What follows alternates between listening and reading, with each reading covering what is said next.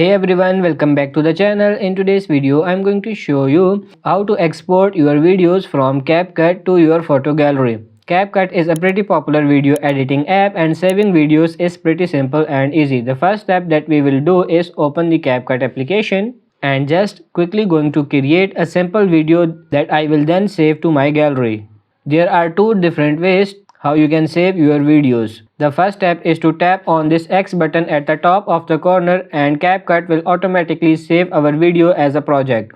Whenever you open your app, the project will be there. And when you tap on it, it will automatically open our editor where we can continue editing our file. But this will not save our video to the photo gallery and we cannot share it on social media platform this way. What you want to do in order to save it to the photo gallery is to first tap on this resolution button here. That's gonna open our export setting where we can set the frame rate, resolution and the bit rate per video. The higher these numbers are, the better video quality of our video will be.